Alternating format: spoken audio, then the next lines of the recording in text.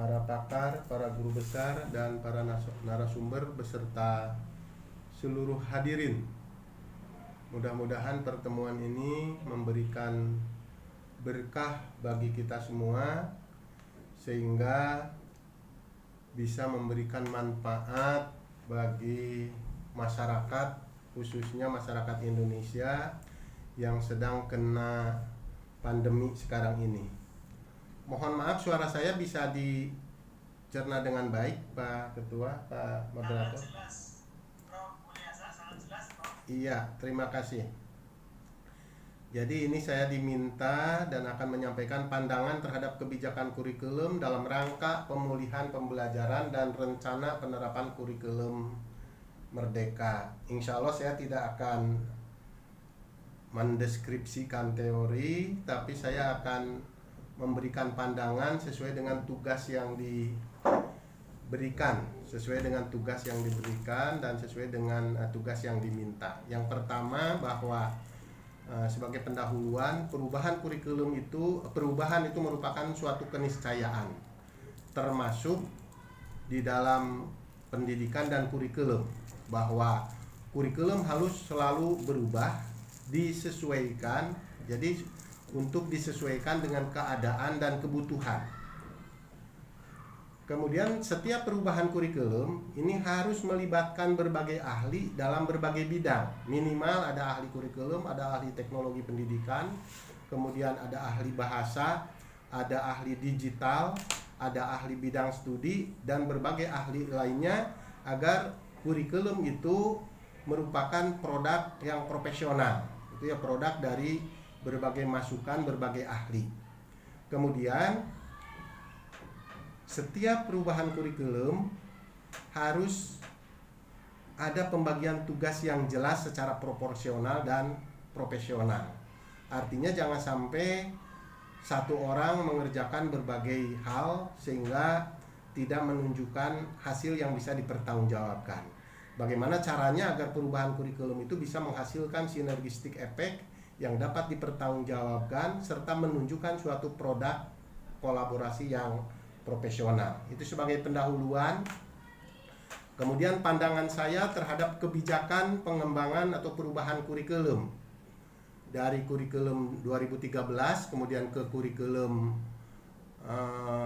Merdeka, ke kurikulum prototipe yang nantinya akan berubah menjadi kurikulum Merdeka.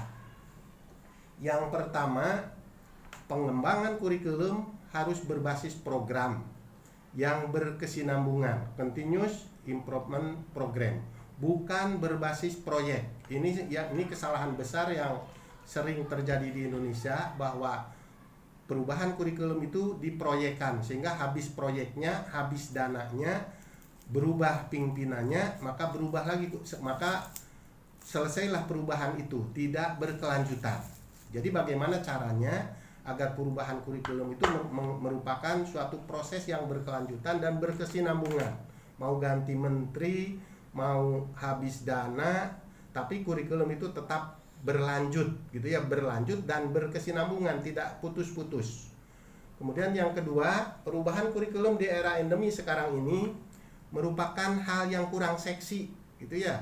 Saya katakan kenapa dikatakan sebagai sesuatu yang kurang seksi, karena sekarang ini seperti juga tadi sudah dikemukakan oleh Prof. Din, gitu ya, sebagian siswa kita menghadapi masalah. Guru kita juga sekarang banyak dihadapkan pada berbagai masalah. Bahkan baik siswa maupun guru sekarang ini dihadapkan pada kondisi yang kurang menentu, kondisi yang tidak pasti, bahkan hampir stres, gitu ya. Apalagi sekarang menghadapi masuk di era new normal. Yang pertama, siswa sudah keenakan, gitu ya, belajar di rumah, kemudian dengan tanpa belajar pun mereka diluluskan oleh guru. Itu sudah menimbulkan keenakan tersendiri. Kemudian yang kedua, guru juga, gitu ya, sudah nyaman di rumah, sekarang tiba-tiba harus luring lagi. Ini juga menimbulkan pemikiran tersendiri di kalangan guru, gitu ya. Artinya mengubah mindset ini yang diperlukan.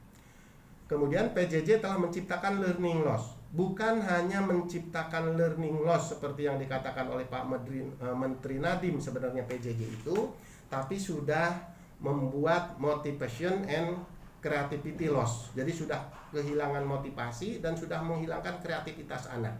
Bahkan tidak menutup kemungkinan bisa menimbulkan generation loss of generation. Ini yang paling berbahaya. Ketika pandemi ini menghambat pendidikan, kemudian menghambat perkembangan generasi bangsa, sehingga bisa jadi kita akan kehilangan generasi bangsa yang berkualitas kalau pendidikan tidak pintar-pintar belajar dari kondisi pandemi ini. Yang keempat, pandangan saya bukan kurikulum yang harus diotak-atik, tetapi pembelajarannya yang harus dipercantik dalam kondisi sekarang ini, gitu ya. Jadi bukan kurikulumnya yang harus terus-terusan diotak-atik, tapi bagaimana pembelajaran yang dilakukan oleh guru dan peserta didik itu yang harus dipercantik. Sehingga kalau saya lebih setuju fokus ke penyiapan guru-guru yang profesional yang bisa mengimplementasikan kurikulum itu secara adil, secara bijak, dan secara fleksibel, serta mengakomodasi seluruh kepentingan yang ada di masyarakat. Kemudian yang kelima, perubahan kurikulum perlu ditunjang oleh data berdasarkan hasil pengkajian yang utuh dan menyeluruh. Jadi tidak asal berdasarkan data tertentu, apalagi misalnya hanya berdasarkan uji coba di 2.500 sekolah penggerak tambah 900 SMK. Itu tidak bisa dijadikan dasar karena Indonesia itu memiliki beragam suku, memiliki jumlah penduduk yang cukup banyak, jadi harus mewakili gitu ya, harus proporsional dan harus representatif ketika kita menggunakan dana tertentu.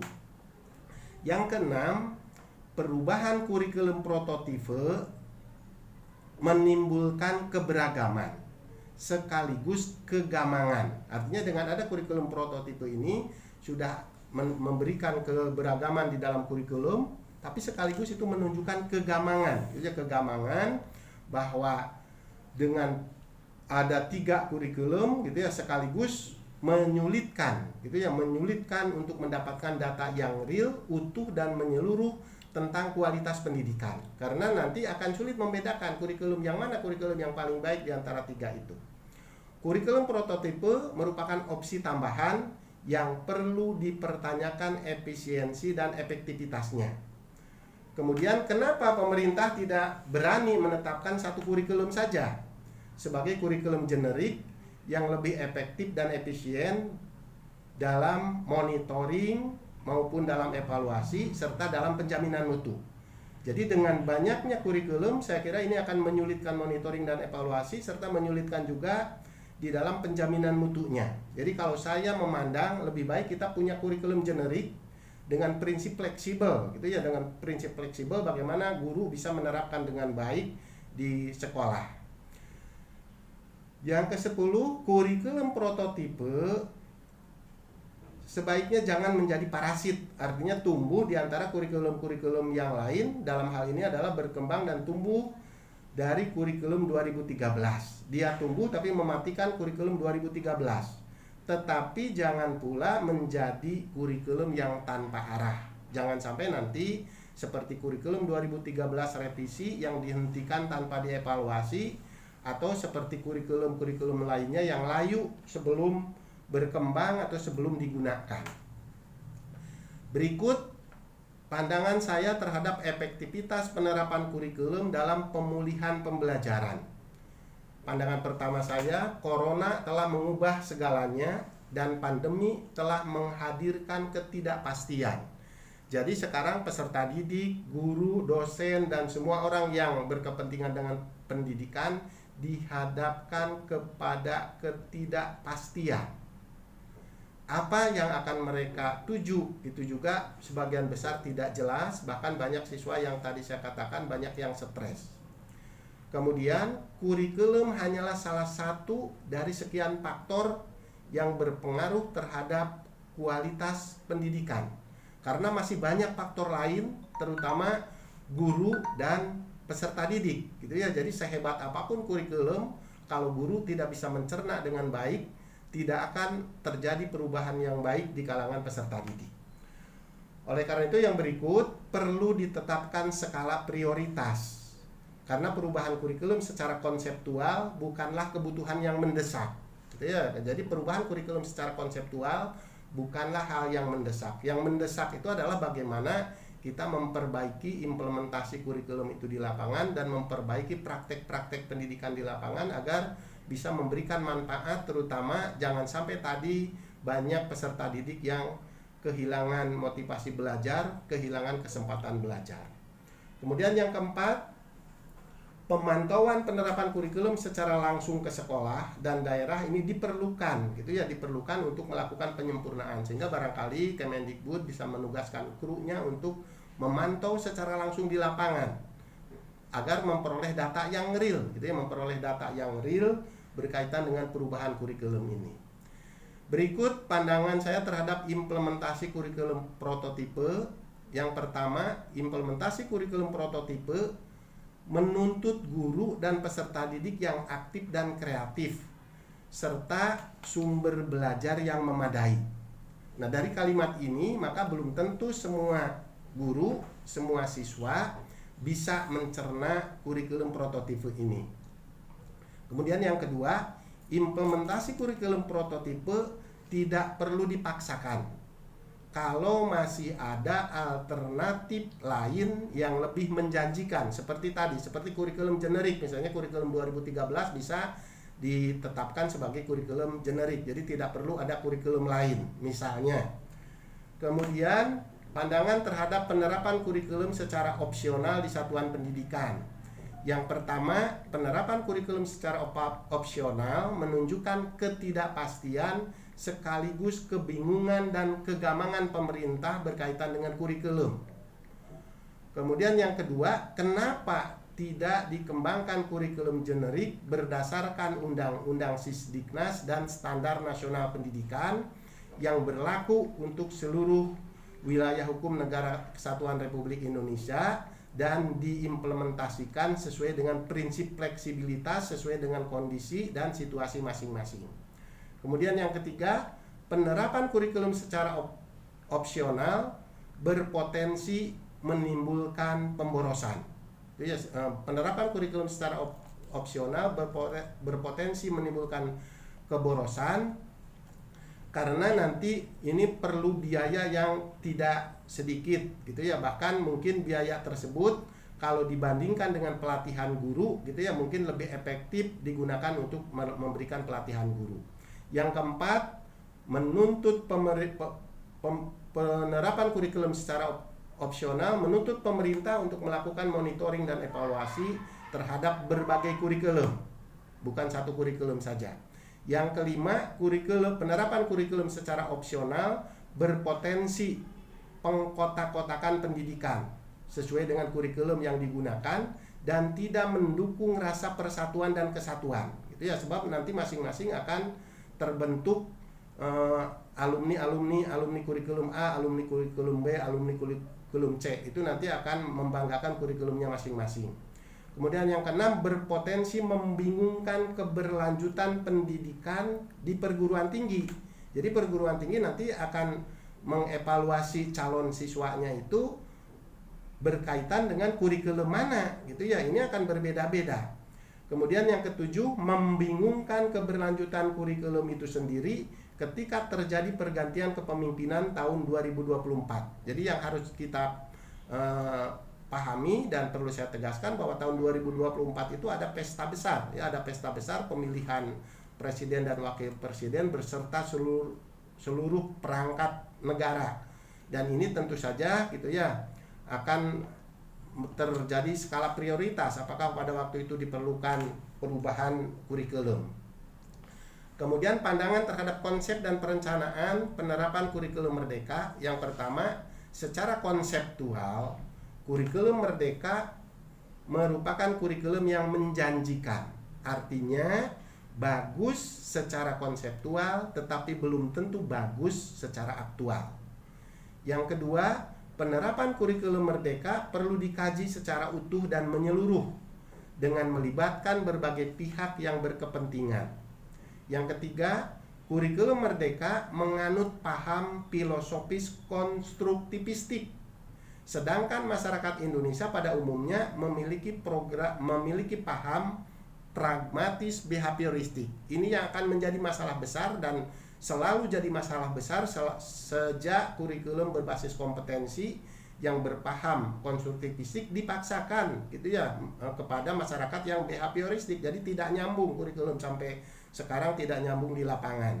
Kemudian yang keempat, pengurangan beban belajar dan jam pembelajaran pada kurikulum merdeka berpotensi menimbulkan kegaduhan di kalangan guru, terutama berkaitan dengan kewajiban jam mengajar. Mereka ada kewajiban mengajar minimal gitu ya, sehingga akan gaduh kalau nanti sertifikasinya tidak turun. Ini penutup